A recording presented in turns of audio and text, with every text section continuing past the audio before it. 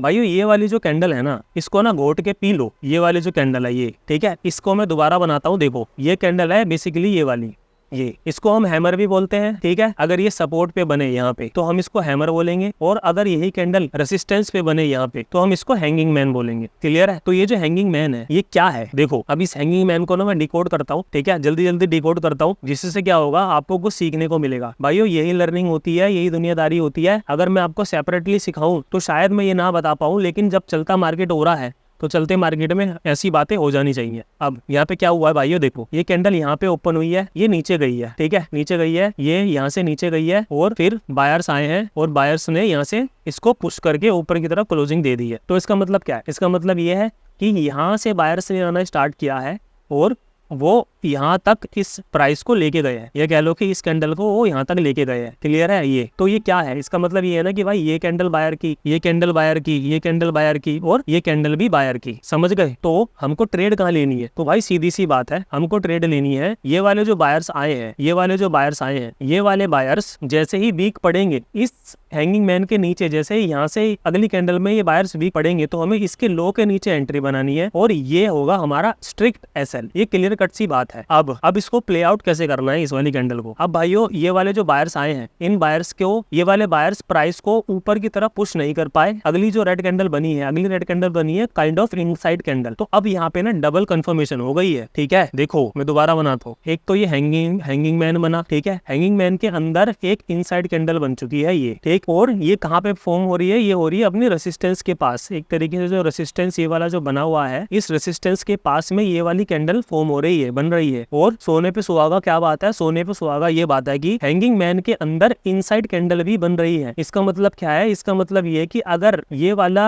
Hanging man नीचे की तरफ ब्रेकआउट मिलता है तो बहुत तेजी से एक सेलिंग प्रेशर आ सकता है तुम्हारे फेवर में। भाइयों ये इतनी सी बात ना तुम्हें बहुत सारे पैसे बनवा के दे सकती है। क्लियर है? इसमें क्या है, इसमें ये है कि हमारा जो एंट्री है वो बहुत सेक्सी है, और एसएल तो डबल सेक्सी है। मतलब ये छोटा सा एसएल है, और जब तुम अगर प्रॉफिट में नहीं हो, तुम नए हो, तो सिर्फ इसी कैंडल को पकड़ो, और अगर तुम थोड़े बहुत प्रॉफिट में हो तो ये कैंडल प्लस में ये कैंडल को पकड़ो, ये कैंडल प्लस में ये कैंडल को पकड़ो, और अगर तुम घणे ही प्रॉफिट में चल रहे हो तो भाइयों इसको होल्ड करो जब तक तुम्हें एक सफिशिएंट प्रॉफिट ना मिल जाए, ठीक है। तो भाइयों ये वाला हैमर को अभी में प्ले आउट मत करना, क्योंकि इसके ये वाला हैमर प्ले आउट कब करना है, किन कंडीशंस में करना है, इसको भी मैं आगे जाके एक्सप्लेन करूंगा। लेकिन अभी ये वाला जो सिनेरियो है ना भाई, एक तो हैंगिंग मैन प्लस में एक इनसाइड कैंडल, तो ये आपको रेसिस्टेंस पे बनता हुआ दिखेगा। ये आपके अगर रेसिस्टेंस पे बनता हुआ दिखेगा तो, और नीचे की तरफ ये ब्रेकआउट देगा, यहाँ पे जैसे नीचे की तरफ ब्रेकआउट देगा तो एंट्री मारो, इसके ऊपर का ही एसएल रखो और प्रॉफिट को एंजॉय करो। क्लियर है?